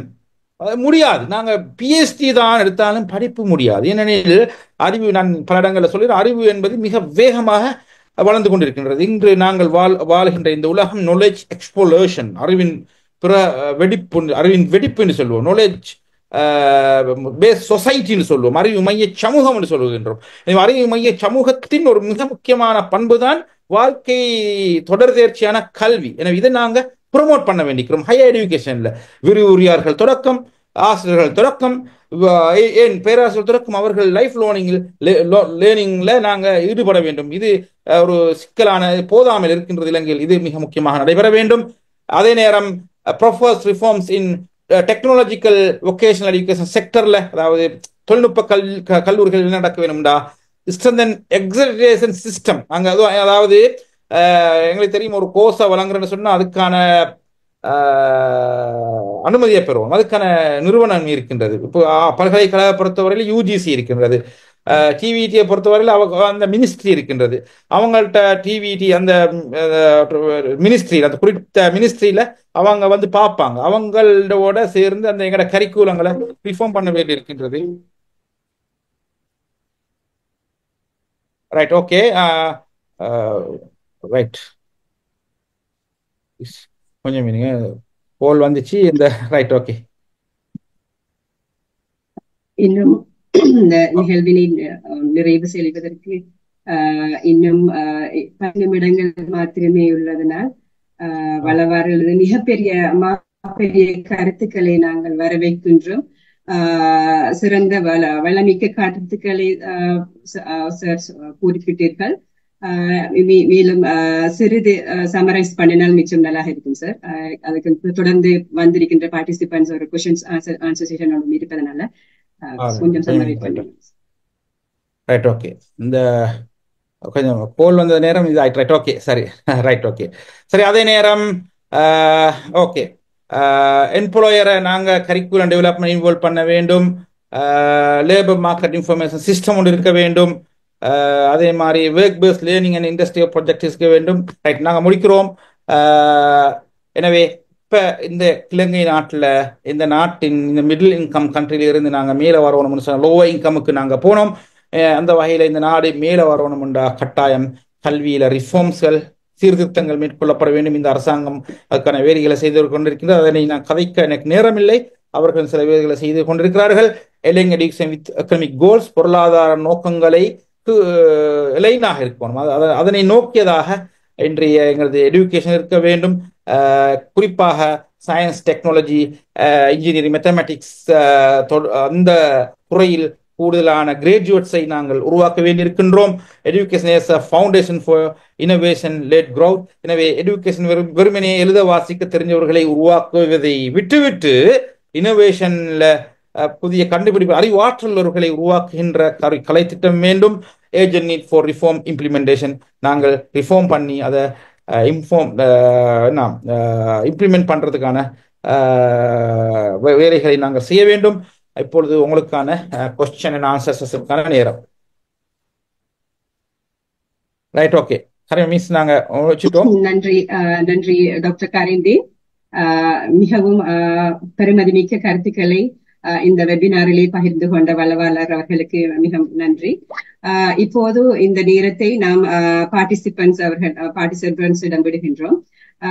உங்களுடைய கேள்விகள் ஏதாவது இருந்தால், நாம் இன்று வளவாளருடைய விரிவுரை நீண்டுவிட்ட காரணத்தினால் ஒரு 3 பார்ட்டிசிபென்ட்ஸுக்கு 3 கொஸ்டின்ஸுக்கு ஆன்சர் பண்ணக்கூடிய சந்தர்ப்பத்தை வளவாளரிடமிருந்து எதிர்பார்க்கின்றோம். யாராவது 3 பார்ட்டிசிபென்ட்ஸ் உங்களுக்குரிய கேள்விகளினை கேட்கக்கூடியதாக இருக்கும். அதன் பிறகு இந்த நிகழ்ச்சி சம்பந்தமான சமரைஸும், அதன் பிறகு க்ளோசிங் ரிமார்க்ஸும், சர்டிபிகேட்ஸ் அவார்ட்ஸும் செரிமனியும் இருப்பதனால் யாராவது 3 கேள்விகளை மாத்திரம் கேட்க சந்தர்ப்பத்தை வழங்குகின்றேன்.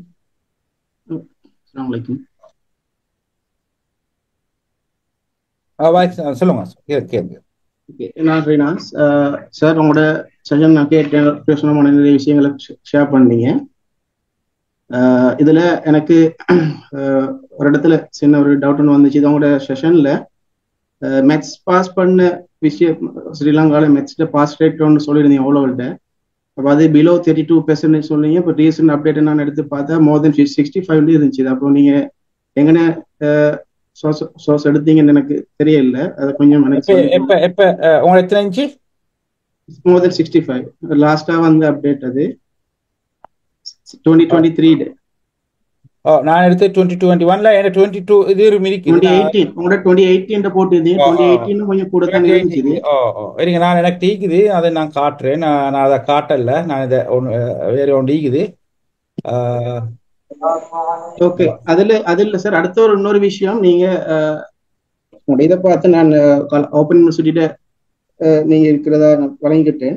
இப்போ அதுல நான் புத்தளம் ரீஜன் நான் பத்தி சொல்லணும்னு சொன்னாக்கா, புத்தளம் ரீஜன்ல நீங்க உங்களோட பிரசன்டேஷன்ல வந்து ஒவ்வொரு ரீஜன்லயும், அதாவது எஜுகேஷன் குவாலிட்டியை கூட்டது ஒவ்வொரு இடங்கள்லயும் ஒரே இடத்துல தங்கி இருக்காம நிறைய இடங்கள்ல பரவலாக்கப்படணுங்கிற ஒரு விஷயத்த முன் வச்சு.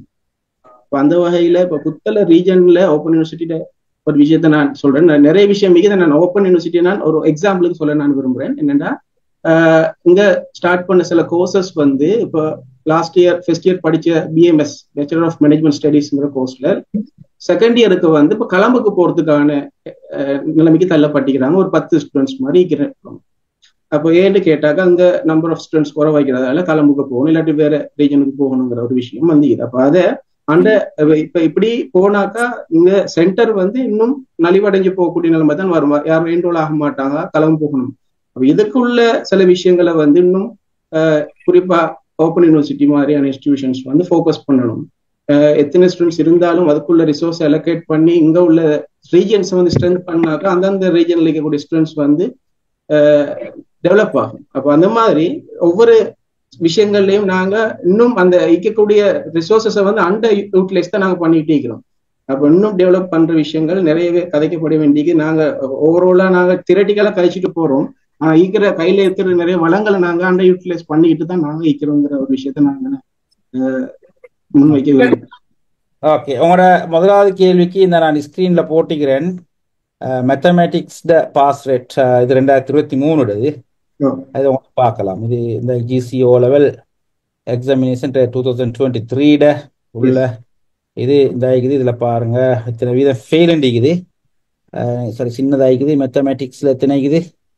மேத்தமேட்டிக்ஸ்ல 26% ஃபெயில் இல்லையா? நம்பர் பாருங்க, 86,400 பேர் ஃபெயில். சரி, அதை நான் சொன்னேன் 80,000 மட்டும் ஃபெயில் சொல்லி. அதை ஏன்னா சயின்ஸ்ல 27% ஆட்கள் ஃபெயில், 87,340 பேர். அது சரி, அது ஒரு பெரிய ஒரு. அதே நேரம் பாருங்க, இங்க இங்கிலீஷ்ல 29% ஆட்கள் ஃபெயில், கிட்டத்தட்ட 94,770. இது 2023 ரிப்போர்ட். ரைட், அடுத்த விஷயம் என்னன்னா, அது அது பொருத்தமா இல்லைன்றதை நான் சொல்றேன். அப்ப புத்தளம் ரீஜன் சம்பந்தமாக கதைக்கப்பட்டிருக்குது. நான் செனட் மெம்பர் ஆகிக்கிறேன்.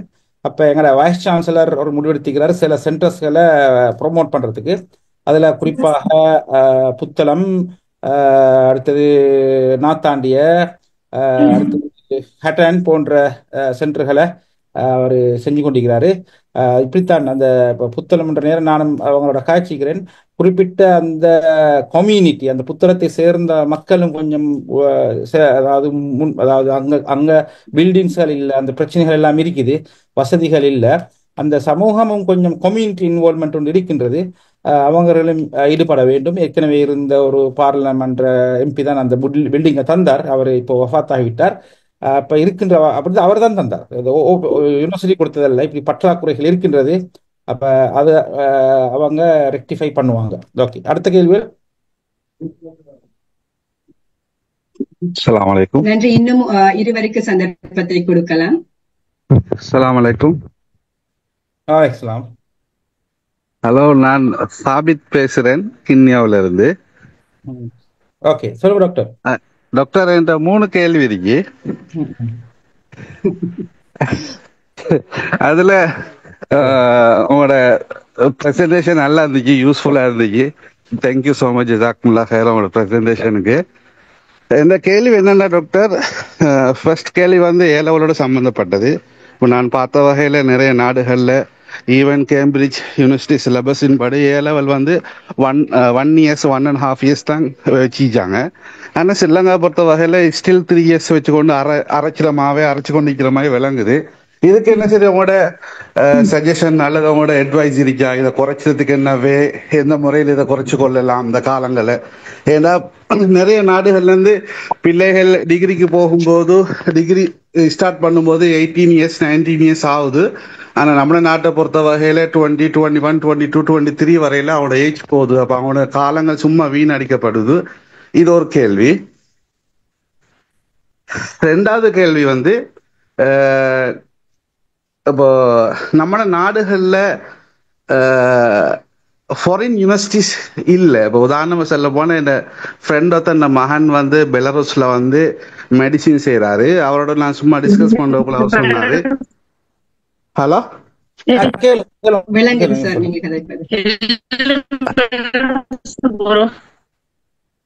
ஹலோ, நீங்க கேளுங்க டாக்டர்.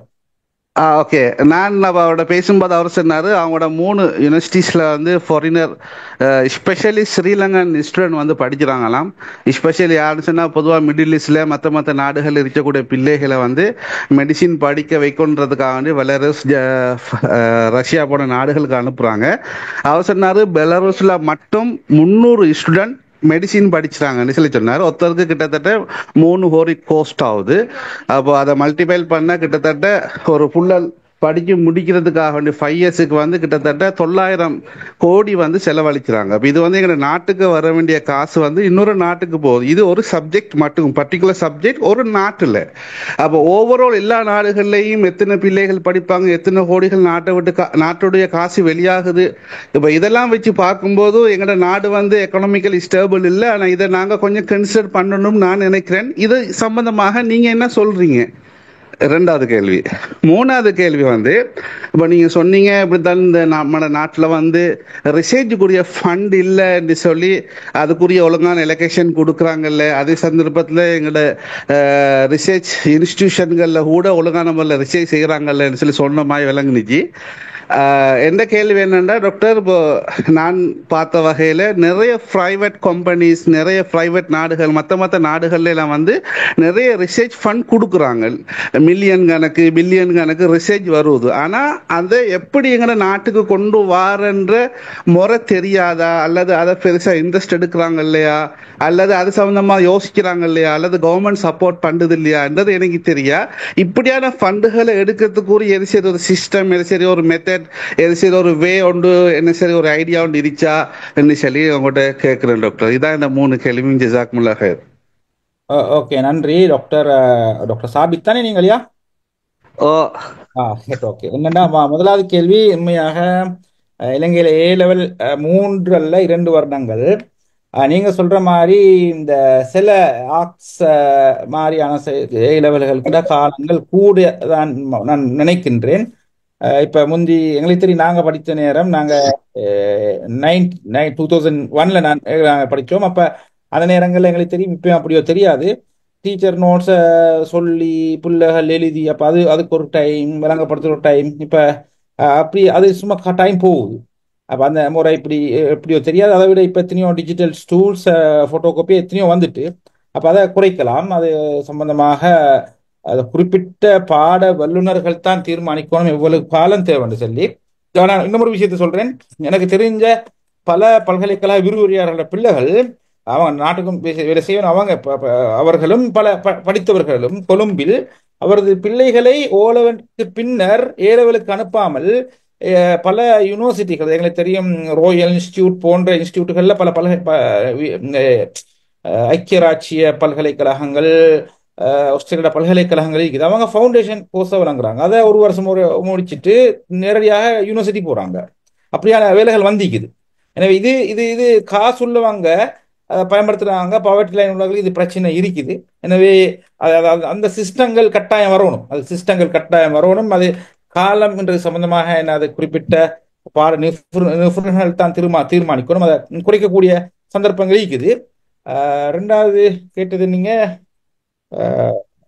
ரிசர்ச்சா, ரிசர்ச் இன்னும் ஒரு கேள்வி கேட்டீங்க. ரிசர்ச் ஃபண்டுகள் எடுக்கிறதுக்கு உண்மையாக நாங்கள் ப்ரொபோசல்களை செய்து அதனூடாகத்தான் அந்த ஃபண்டுகளை தருவாங்க. இனி அந்த இப்படித்தானே ரிசர்ச் இலங்கையில் செஞ்சுட்டு அந்த ரிசர்ச் எங்களுக்குரிய ஃபண்ட் குறிப்பிட்ட ஆய்வாளர் பயனடைகிறது மட்டுமல்ல, அந்த நாடு பயனடைகின்ற வகையில அந்த முறைமை ஏற்படுத்தப்படணும். இப்ப அது ஒரு எங்களுக்கு ஒரு இன்கம்மாக நாங்கள் ரிசர்ச்சை செஞ்சு நாங்கள் இன்கம் எடுக்கிற ஆய்வாளருக்கு மட்டுமல்ல, அந்த ஆய்வு நாட்டிட பிரயோசனமாக இருக்கணும். அப்படித்தான் அந்த ப்ரொபோசல் வரணும். அப்பதான் அரசாங்கமும் ஏற்றுக்கொள்ளும். இன்று பல ரிசர்ச்கள் நடைபெறுகின்றது. உதாரணமாக காமன்வெல்த் ஆஃப் லேர்னிங், யூனிசெஃபோட சேர்ந்து நாங்கள் ப்ரொபோசல் அனுப்பி பல ரிசர்ச்கள் நடைபெறுகின்றது. இனி அதுல என்ன பல்கலைக்கழகங்கள் ஊடாக செய்தால் அதில் எங்களுக்கு தெரியும் ஒரு இன்கம் டேக்ஸ் ஒன்று இருக்குது, கிட்டத்தட்ட 36% வரையும் சொல்லும். அப்படியான இது பிரச்சனைகளும் இருக்கிறது. ஃபுல் ஃபண்டும் கிடைக்குமா என்ற பிரச்சனை இருக்குது. அதுக்கான அது ஒரு தனிப்பட்ட ரீதியில ஒரு கலந்துரையாட வேண்டிய விஷயங்கள். அடுத்த கேள்வி என்ன கேட்டீங்க டாக்டர்? அடுத்தது ஃபாரின் யூனிவர்சிட்டிகள் வந்து எங்க நாட்டுல மிக முக்கியமான விஷயம். ஏன் தனிப்பட்ட நாட்டுடைய ஃபண்டுகள் வந்து சம்பந்தப்பட்ட தேவையான காசுகள் வெளியாகுது. உங்களோட நல்ல ஒரு ஆலோசனை. என்னென்ன இவங்க இங்குள்ள ஸ்ரீலங்காவில் உள்ள சிலர் படித்தவர்கள் இந்த மெடிக்கல் ஃபேக்கல்டி வரக்கூடாது, வைத்தியர்களும் வரக்கூடாது, அவங்களோட தொழில் பிரச்சனையை தான் பார்க்குறாங்க. அப்படி அல்ல, நாங்கள் இதில் 2 விஷயத்தினே சொல்லிடுறோம். உண்டு, அந்த ஃபண்ட் வெளியே போகாமல் இந்த நாட்டுக்கே வைத்துக் கொள்ளலாம். அவர்கள் காசு உள்ளவன் சரி படிக்கணும் தானே, அவன் படிக்கக்கூடாதுன்னு நாங்கள் சொல்லிடலாது. அவன் 3 S எடுத்து அவன் படிக்க தகுதியானவன். அப்போ அந்த பல்கலைக்கழகங்கள் இங்கே வரணும். அதே நேரம் ஏற்கனவே நான் எங்களோட உரையில சொன்னேன், இந்த மெடிசினை மட்டும் வச்சு நாங்கள் போகிறது அதுக்கு ஒரு டிமாண்ட் இருக்குதுன்னு சொல்லி எல்லா, அதாவது மெடிசினுக்குண்டே போக தேவையில்லை. நாங்கள் ஏனைய கோர்சஸும் இருக்கின்றது, அதற்கான பல்கலைக்கழகங்கள் இன்று வந்திருக்கின்றது, இன்னும் வர வேண்டிக்குது. நாங்கள் அந்த மெடிசின்ல இன்ட்ரெஸ்ட் உள்ளவன் மெடிசினுக்கு தானே போக வேணும். எனவே அது கட்டாயம் வரணும். அதுக்கு அரசாங்கம் அதுக்கான அனுமதியை வழங்க வேண்டும் என்ற கருத்தில் நானும் இருக்கின்றேன். இல்லாவிட்டால் அநியாயத்தில் இது போகும். அந்த மைண்ட் செட்டை மாற்ற வேண்டிய ஒரு நிலைமை இருக்கின்றது. நீங்க சொல்ற மாதிரி எங்களோட டொலர்ஸ், அதால தானே எங்களுக்கு அந்நிய செலவாணி நாங்கள் இழந்து கொண்டிருக்கின்றோம்.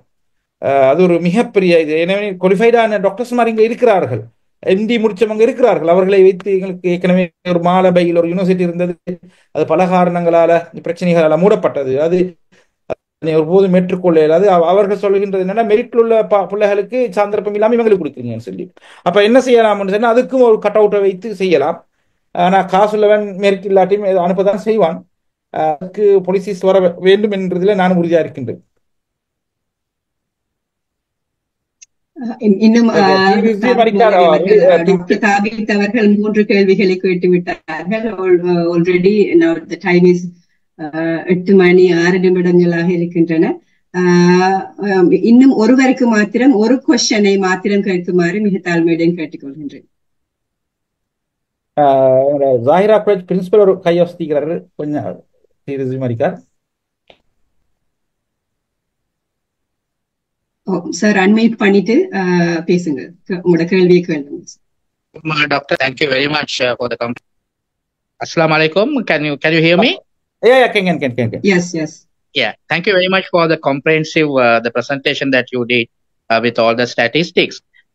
எனக்குள்ள நான் அதுல கேட்டுக்கொள்ள விரும்புற ஒரு கொஸ்டின் என்னன்னு சொல்லி சொன்னா, இப்ப on the one hand only 10% of the, now from the primary when they come to general education and the A level and then university, they have a sort of a dropouts, and then only 10% is successful at the யூனிவர்சிட்டிக்கு போயிட்டு அவங்க வெளியே வரும் பொழுது அவங்க arts கிராஜுவேட்டை நாங்க ஒரு பக்கத்துல வச்சாலும் அடுத்த கிராஜுவேட்ஸ் மாதிரி பார்த்தாலும் கூட அவங்களோட எம்ப்ளாயபிலிட்டி என்ற நேரத்துல ஒரு சிக்கல் ஒன்று இருக்கு.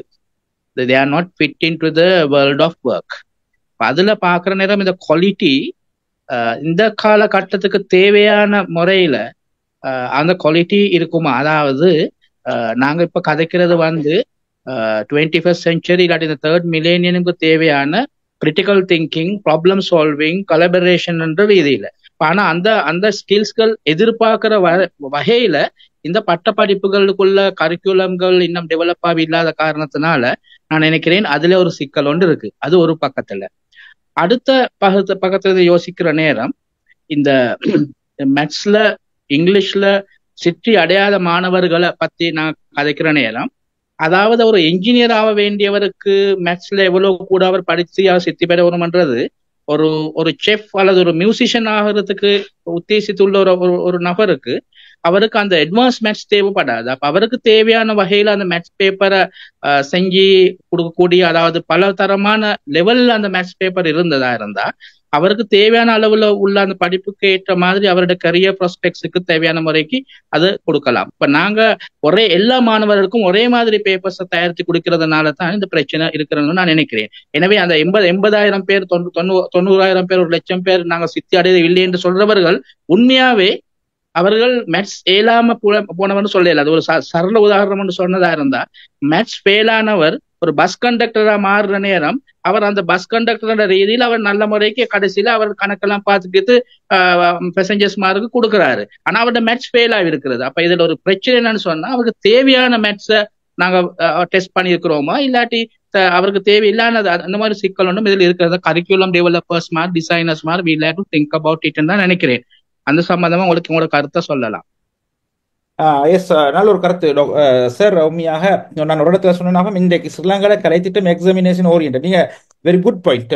Principal, you are dealing with the students, so you know their intelligence levels and IQ levels and their abilities and the interest, so that you know if we ask to A.R. Rahman to sit O level mathematics, maybe he will fail. I don't know. I don't know his mathematics. இப்போ A.R. ரஹ்மான்க்கு ஒரு பெரிய ஒரு இன்னோவேட்டிவாக இருக்காங்க. உதாரணம் சொல்றேன், வேற ஒரு ஃபீல்ட்ல இந்த சேர் சொன்னதால அப்ப அது ஒரு இஷ்யூ ஒன்று இருக்குது. எக்ஸாமினேஷன் ஓரியன்ட் கல்ச்சர் ஒன்று இருக்குது. அப்ப இதுல ஒரு சொல்லும் போல மாற்றம் ஒன்று வர வேண்டும். சில நேரம் அவருக்கு மேக்ஸ் அவருக்கு தேவையான லெவல கொடுக்கலாம், அவர் தேவையான இது இருக்கணும்னு சொல்லி எஸ் என்றது ஒரு குறைஞ்ச பட்சை இது. அதுலயும் எங்களுக்கு நிகழ்வுல அதுல ஃபெயில் என்று சொல்லி அவரை உற்றாக ஒதுக்குவது என்பது பிழை. இப்ப பாருங்களேன், நாங்க பாக்குறோம் இந்த ஹோவார்ட் கார்டனர் இந்த மல்டிபிள் இன்டெலிஜென்ஸ் தியரியில லேர்னர்ஸை பொறுத்த வரையில அவங்க பல்வேறு வகையானவர்களாக இருக்கிறார்கள். Mathematics learner, kinesthetic learner, linguistic learners எல்லாம் இருக்கிறாங்க. அப்ப இந்த உதாரணமா A.R. ரஹ்மான் இவரே ஒரு கலை திட்டத்துல வந்தவரா? இல்ல, அவர் ஓலவெளி லெவல் வந்திருக்கலாம், ஆனாலும் அவருக்கு தொடர்பு இல்லை. எனவே இப்படியான கலை இலக்கியத்தோட தொடர்பான ஒரு குரூப் இது. நீங்க சொன்னது மாதிரி இந்த ஏனைய துறைகள், இந்த கைனாஸ்டிக் தொடர்பான அவர்கள் இருக்கிறார்கள். எனவே இது ஒரு பரவலான முறையில் அபிவிருத்தி அடைஞ்ச நாடுகளில் இந்த முறை காணப்படுகின்றது. இந்த எக்ஸாமினேஷன் ஓரியன்ட் கல்ச்சரில் இருந்து விலக வேண்டிய அசஸ்மெண்ட் மெஷர்மெண்ட்ல இஷ்யூ ஒன்று இருக்குதான். அதான் 3 hour தான் அவரு 3 hour எழுதுறது தான் அவருடைய இதா வரப்போகுது. என்னோட ஒரு ஆள் கதைச்சாரு, அவருடைய எழுத்து சரியான மோசமாம். அதை வாசிக்கிறவருக்கு ஒரு பிரச்சனை. இப்ப எழுத்து மோசம். அப்ப அவருடைய உண்மையான அந்த அறிவு திறன் மனப்பாங்கு அளவீட்டத்தில் இஷ்யூ ஒன்றிக்கு தானே எக்ஸாமினருக்கு. எனவே நீங்க சொல்றது மாதிரி இந்த முழுமையாக இந்த அசஸ்மெண்ட் எவல்யூஷன் சிஸ்டத்துல ஒரு சேஞ்ச் ஒன்று தேவை ஒன்று இருக்குது. அப்பதான் இந்த உண்மையாக மறைந்து கிடக்கும் ஆற்றல்களை சரியாக கண்டுபிடித்து அவர்களுக்கான துறையை நாங்க டிரெக்ட் பண்ணுவது மிக முக்கியமான ஒரு விஷயம். Thank you sir. நன்றி. தற்போது வரை கேள்விகளை கேட்ட பார்ட்டிசிபென்ட்ஸ்களுக்கும் மற்றும் பொருத்தமான பதில்களை வளவாளர் டாக்டர் J.D. கரீம் ஹுசைன் சார் அவர்களுக்கும் மனமார்ந்த நன்றிகள். இந்நிகழ்வினை நான் நினைக்கின்றேன் இந்த தலைப்பானது 3 தனித்தனி வெபினார் சீரீஸாக நடந்திருக்க வேண்டும் என நான் கருதுகின்றேன். ஏனென்றால் ஸ்ரீலங்காஸ் எஜுகேஷன் சிஸ்டம் என்பதே ஒரு தனிய ஒரு டாபிக்காக கதைக்கப்பட வேண்டியது. அது மாத்திரமன்றால் அதுக்குரிய அக்சஸ் குவாலிட்டி சம்பந்தமாகவும் தனிய ஒரு 1 hour பேசக்கூடிய ஒரு தலைப்பு, ஈக்யூட்டி சம்பந்தமாகவும் ஒரு தனி தலைப்பிலே பேசக்கூடிய ஒரு பாரிய ஒரு தலைப்பு. இந்த வளவாளர் மிகச் சுருக்கமாக வெரி கம்ப்ரிஹென்சிவான டீட்டெயில்ஸை ஸ்டாட்டிஸ்டிக் மூலம் நிரூபினார்கள். உண்மையிலே தனது மிகுந்த சிரமத்துக்கு மத்தியில் பல்வேறுபட்ட வேலைப்பளுக்கு மத்தியிலும் இந்த அழைப்பினை சென்டர் ஃபார் ஃபியூச்சர் ஸ்டடீஸின் அழைப்பினை ஏற்று இந்த நிகழ்விற்கு வளவளராக கலந்து கொண்டு தனது அனுபவத்தினையும் அதே போன்று அறிவாற்றலினையும் வெளிப்படுத்திய டாக்டர் ஜே கரீம் அவர்களுக்கு நன்றி. உண்மையிலேயே இங்கு கேள்வி கேட்டவர்களும் முக்கியமாக ஈக்யூட்டி சம்பந்தத்திலே ஈக்யூட்டியிலே டிஃபரன்ஸ் இருக்கிறது. அதாவது புத்தளம் சம்பந்தமாக கேட்கப்பட்ட அந்த நபர் கேள்வி கேட்டிருப்பினும் அது ஒரு தனிப்பட்ட சென்டராக இருப்பினும் அதிலேயும் நாம பார்க்கலாம் mismatch between the rural and urban ஏரியாக்கு இடையில அந்த இஷ்யூஸ், அதாவது ரிசோர்ஸ் பங்கீட்டுல அங்க ஒரு மிஸ்மேட்ச் ஒன்று இருக்கிறது.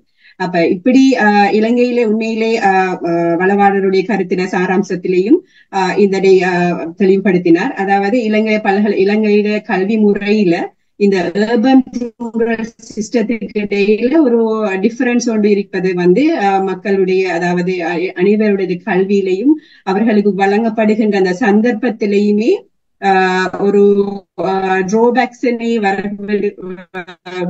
கொண்டு வரக்கூடியதாக இருக்கின்றது.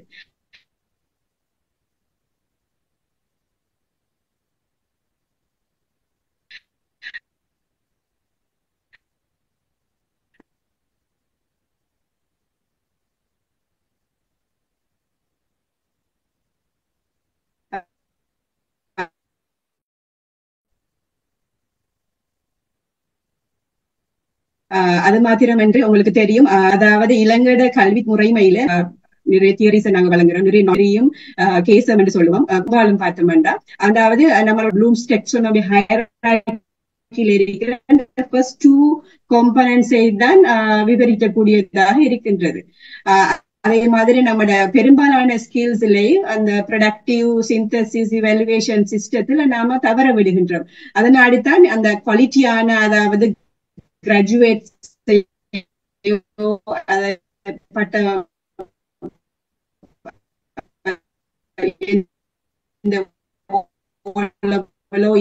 படித்ததன் பின்னால் அந்த ஜாப் மார்க்கெட்டிலே மாணவர்கள் கலந்து கொள்ளும் போது, அதாவது அதுக்குரிய ஆப்பர்ச்சுனிட்டிஸ் அவை முறைமையில், அதாவது பரீட்சை எக்ஸாம் பேஸ்ட் ஓரியன்டாக இருக்கின்றது. உங்களுக்கு தெரியும், பின்லாந்து என்ற கண்ட்ரி எடுத்துக்கொண்டோம்னு சொன்னா அங்க எக்ஸாம் ஃப்ரீ எஜுகேஷன். இப்ப அது உலகத்திலே கல்வியிலேயே இந்த இவ்வாறான சந்தர்ப்பங்கள் மூலம், அதாவது இந்த நிகழ்விலே கலந்து கொண்ட நிறைய பார்ட்டிசிபென்ட்ஸ் ஃபியூச்சர்லயும் தற்பொழுதும், அதாவது பாலிசி மேக்கிங் டிசிஷன்ஸ் எடுக்கக்கூடிய லெவல்கள்ல நீங்க இருப்பீங்க. அதே மாதிரி ஃபியூச்சர்லயும் அவ்வாறு வளர்ந்து வரக்கூடியவர்களாக இருப்பீர்கள். இவ்வாறான ஒரு அவேர்னஸ் ப்ரோக்ராம் உங்களுக்கு தரப்படுவதன் மூலம் எமது கல்வி சிட்டத்தினை நாங்கள் மற்ற நாடுகளோட கம்பேர் பண்ணி பார்க்கும்போது நம்மளுடைய நிலையை நாம் அறிந்து கொள்ளக்கூடியதாக இருக்கும். அது மாத்திரமன்றி இந்த நிறைய சார் அவர்கள் அதாவது நிறைய தன்னுடைய ப்ரொபோஸ் ரிஃபார்ம் சம்பந்தமாக பல்வேறுபட்ட கருத்துக்களை முன்வைத்தார்கள். நான் நினைக்கின்றேன் கலாநிதி பட்டத்திலே ரிஃபார்ம்ஸ்கள்ல மிக முக்கியமான விடயங்களை இங்கே குறிப்பிட்டிருக்கின்றார்.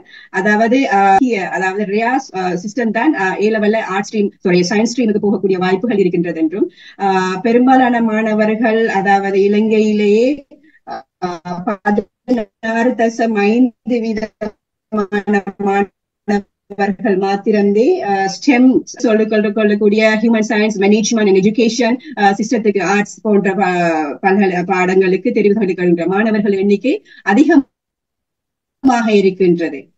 உங்களுக்கு தெரியும், இதனை கருத்திற்கொண்டு பல்வேறுபட்ட ஆய்வுகள் மேற்கொள்ளப்பட்டிருக்கின்றன.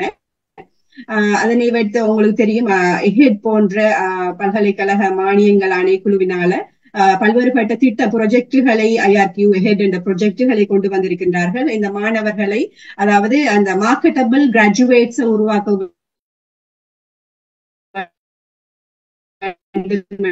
திட்டத்தை பல்வேறுபட்ட வேர்ல்ட் பேங்கின் மூலமான பங்குகள் அடிப்படையில் இதனை கொண்டு வருகின்றார்கள். இருப்பினும் நாட்டில் ஏற்படுகின்ற பொருளாதார பொருளாதார நெருக்கடி, அண்மையில் ஏற்பட்டிருக்கிற நெருக்கடி, இதன் காரணமாக அந்த முழுமையான அந்த தந்த திட்டத்தின் இருப்பினும்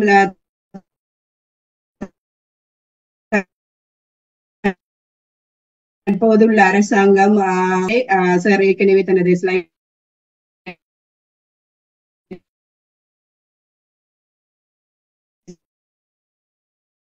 கூறினது போல 40 வருடங்கள் ஆகும் எடுக்கேட்டட், அதாவது டெவலப் கண்ட்ரீஸ்ல உள்ள எஜுகேஷன் சிஸ்டத்துக்கு நம்ம ஈக்குவல் ஆகணும். இன்னும் ஒரு 40 ஆண்டு நினைப்பில்லை அது அந்த அளவுக்கு 40 வருடங்கள் போகும் என்று. ஏனென்றால் தற்போது மாணவர்கள்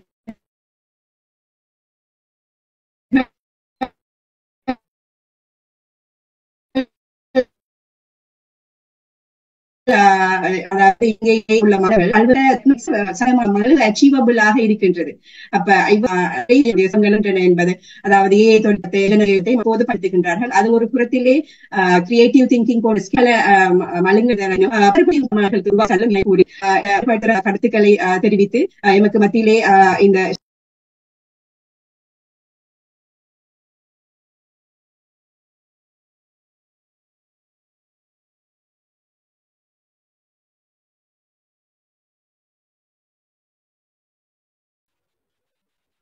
தரங்களுக்கு மன்னிக்க வேண்டும். தற்பொழுது நான் இலங்கை தென்கிழக்கு பல்கலைக்கழகத்துல வசித்து வருகின்றேன். இங்கு சாதாரண பலத்த காற்று வீசிக் கொண்டிருக்கின்றது. காலநிலை ஆன்லைன் கிளாஸஸுக்கு குறைவாக இருக்கின்றது. அதற்கு மன்னிப்பு பெற்றுக் கொள்கின்றேன். அது மாத்திரம் நான் இந்த நிகழ்வின் இறுதி கட்டத்துக்கு வந்திருக்கின்றோம்.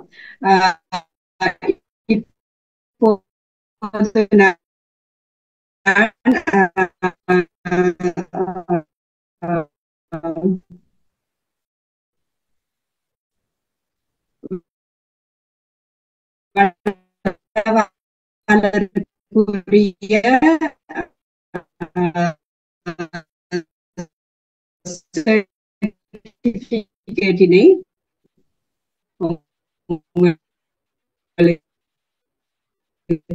இவ்விடத்திலே வழங்குவதற்காக காட்சிப்படுத்தியது மொடரேட்டருக்குரிய சர்டிபிகேட். அதே போன்று